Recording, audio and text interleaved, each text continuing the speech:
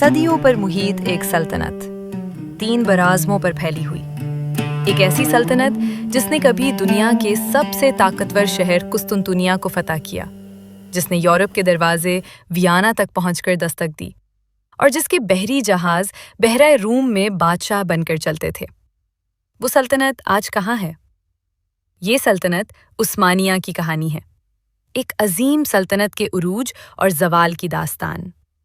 آج ہم آپ کو اس تاریخی سفر پر لے چلیں گے اور یہ سمجھنے کی کوشش کریں گے کہ آخر وہ کون سے اسباب تھے جنہوں نے اس عظیم سلطنت کو اندر سے کھوکھلا کر دیا۔ سلطنت عثمانیہ کی بنیاد 1299 عیسوی میں سلطان عثمان اول نے رکھی۔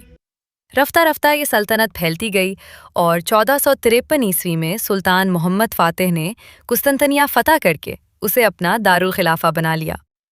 یہ اسلامی تاریخ کی سب سے اہم فتوحات میں سے ایک تھی۔ 16ویں صدی تک سلطنت عثمانیہ 3 براعظموں ایشیا، یورپ اور افریقہ میں پھیل چکی تھی۔ سلطان سلیمان القانونی کے دور میں یہ اپنے عروج پر تھی۔ اس کی سرحدیں مشرق میں ایران سے لے کر مغرب میں الجزائر تک اور شمال میں پولینڈ کی سرحد سے جنوب میں یمن تک پھیلی ہوئی تھی۔ 70 ملین سے زائد آبادی، دنیا کی سب سے بڑی فوج، مضبوط بحریہ اور ایک پیچیدہ انتظامی نظام، یہ تھی سلطنت عثمانیہ اپنے عروج کے دنوں میں۔ لیکن پھر کیا ہوا؟ وہ سلطنت جو ناقابل تسخیر لگتی تھی، جس کے سامنے یورپ کانپتا تھا، 1922 عیسوی میں تاریخ کے صفحات میں کیوں سمیٹ گئی؟ اس سوال کا جواب تلاش کرنے کے لیے ہمیں 300 سال پیچھے جانا ہوگا۔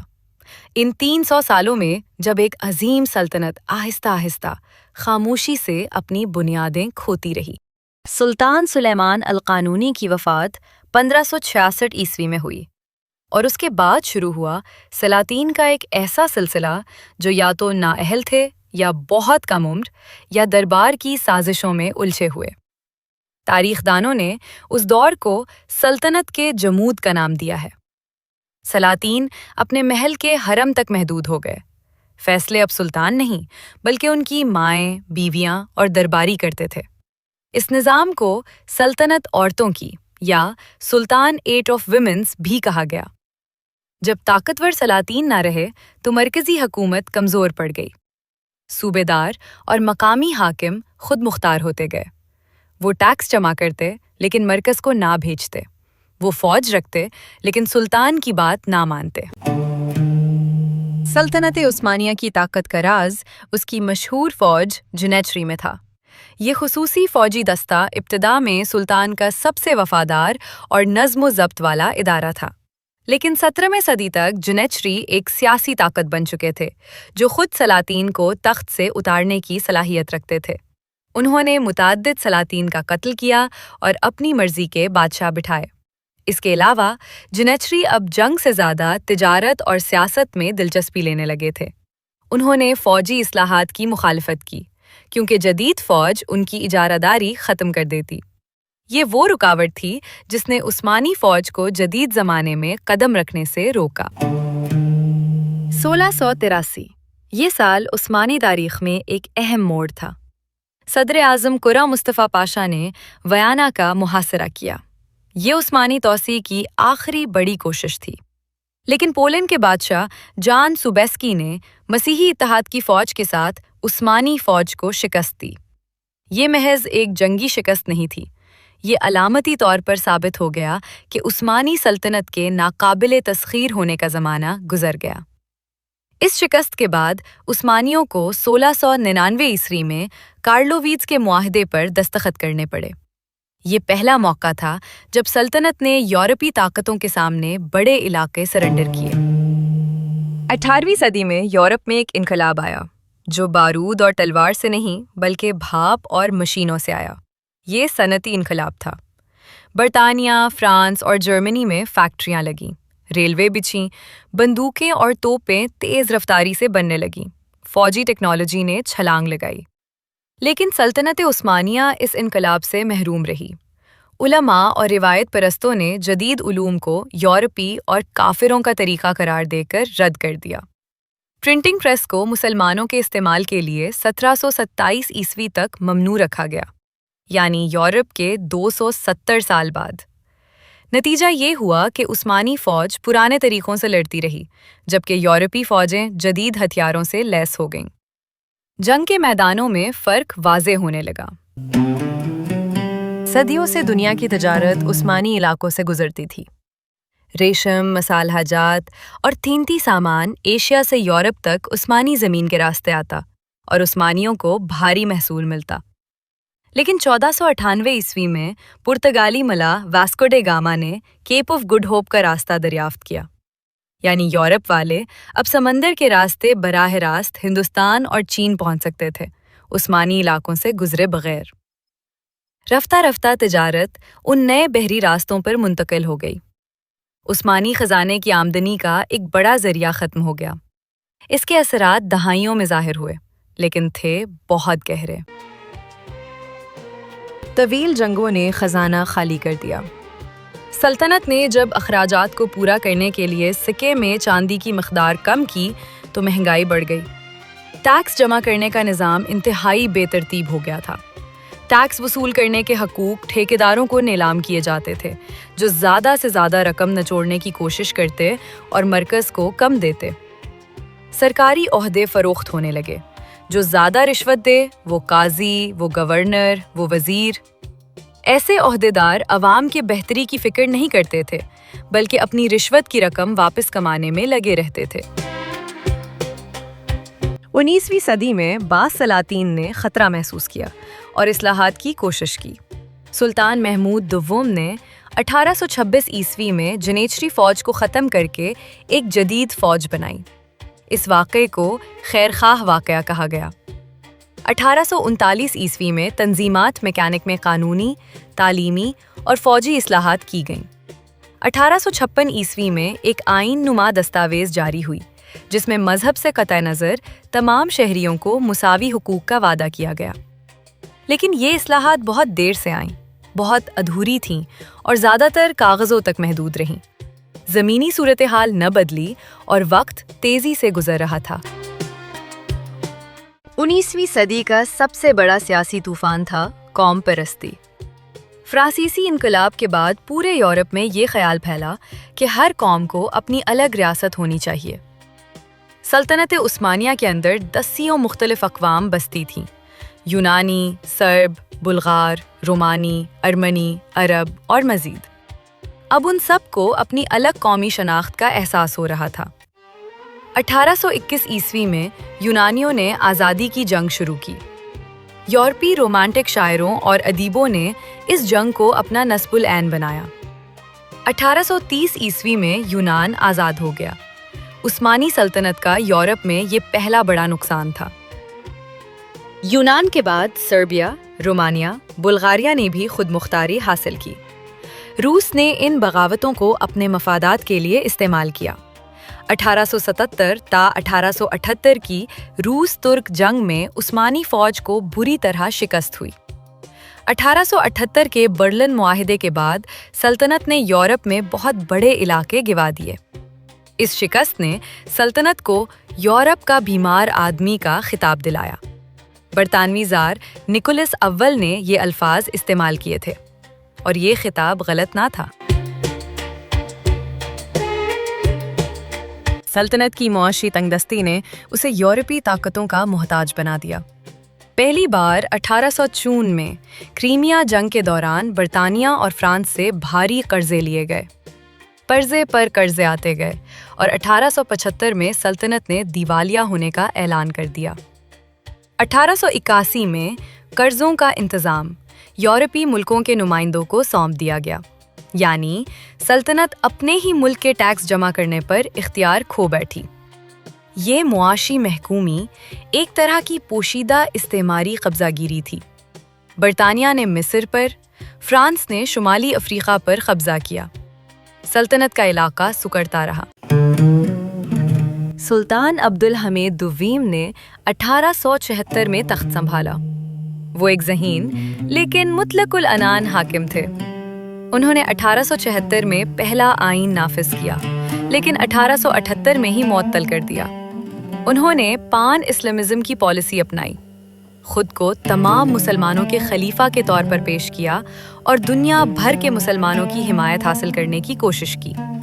لیکن ان کے دور میں ارمنیوں کے قتل عام نے سلطنت کو بین الاقوامی سطح پر بدنام کیا اور یورپی دباؤ مزید بڑھ گیا۔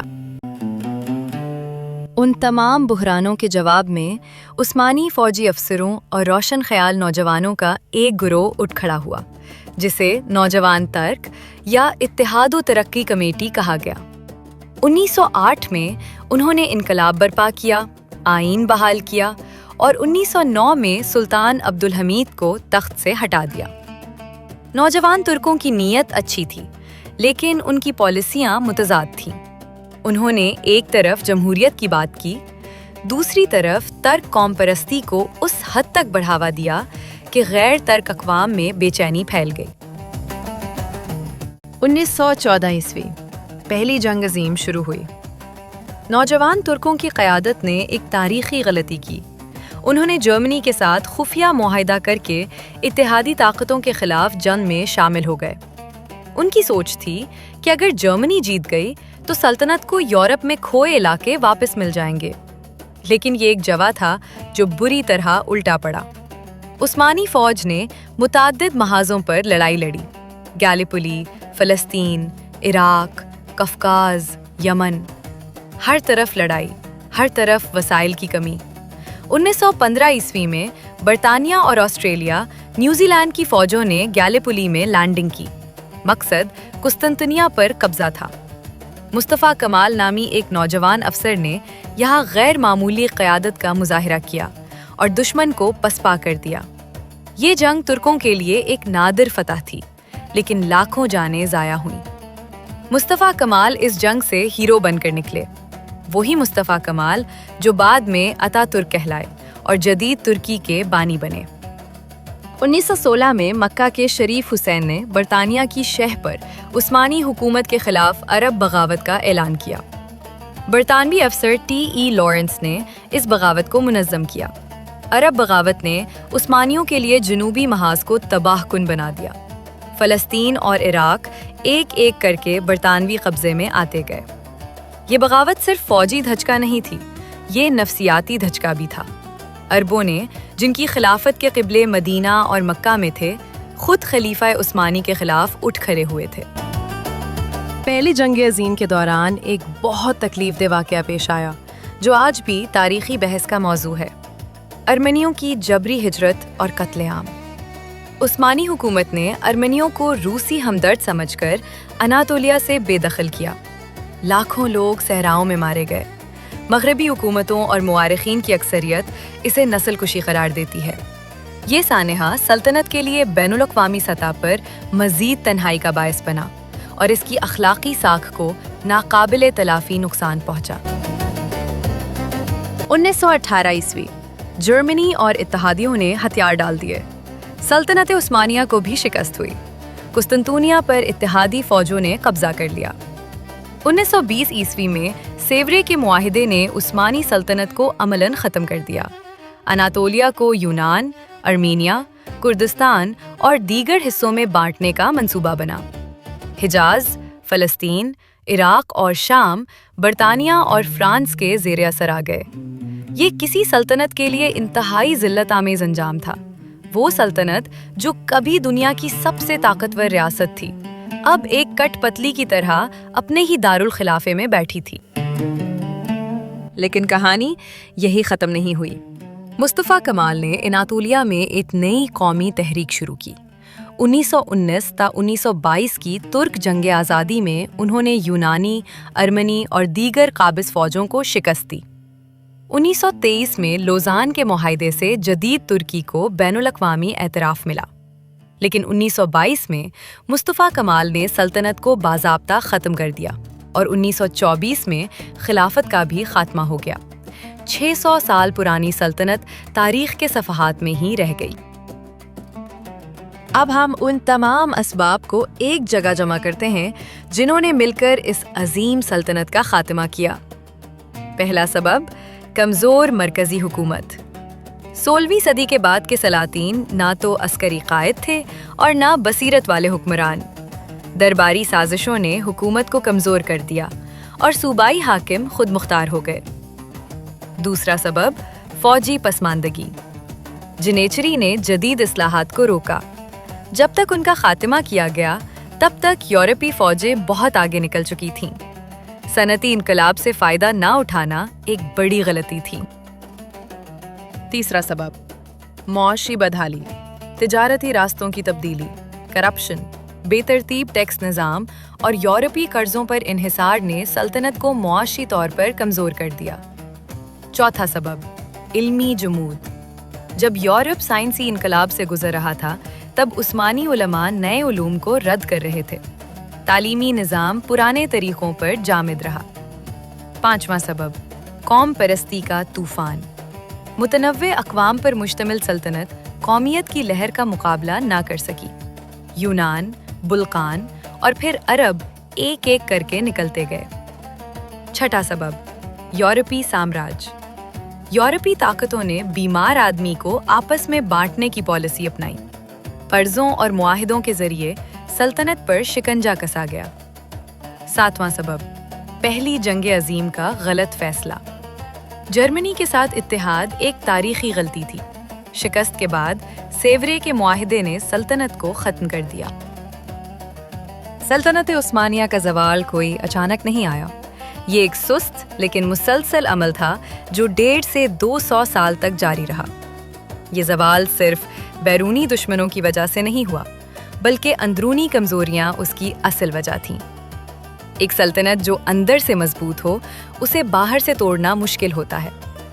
تاریخ دان ایوب صابری پاشا نے لکھا تھا کہ سلطنتیں تلواروں سے نہیں، اپنی اندرونی کمزوریوں سے مرتی ہیں، اور عثمانیوں کی تاریخ اس قول کی زندہ مثال ہے۔ لیکن اس زوال کے ساتھ ساتھ سلطنت عثمانیہ نے ایک عظیم میراث چھوڑی۔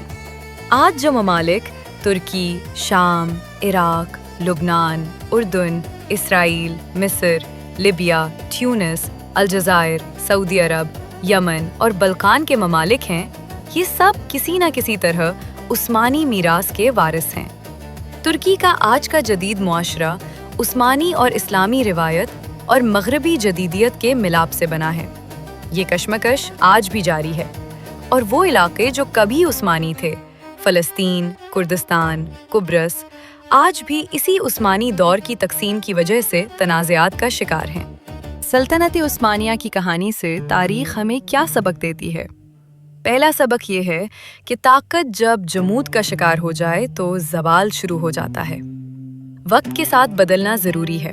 وہ ادارے، وہ فوجیں، وہ معیشتیں جو بدلنے سے انکار کریں، وہ مٹ جاتی ہیں۔ دوسرا سبق یہ ہے کہ تنوع طاقت بھی ہو سکتا ہے اور کمزوری بھی۔ اگر اسے انصاف اور عزت سے سنبھالا جائے تو یہ قوت بنتا ہے، اگر دباؤ اور تعصب سے تو بغاوت کا بیج بنتا ہے۔ تیسرا سبق یہ ہے کہ بیرونی قرضوں اور انحصار سے خود مختاری ختم ہوتی ہے۔ معاشی آزادی سیاسی آزادی کی بنیاد ہے۔ صدیوں پر محیط ایک سلطنت اپنی آخری سانسیں لے رہی تھی۔ وہ شہر جسے فاتح نے فتح کیا تھا اب غیروں کے ہاتھوں میں تھا۔ وہ خلافت جو لاکھوں مسلمانوں کی امید تھی، تاریخ کا حصہ بن چکی تھی۔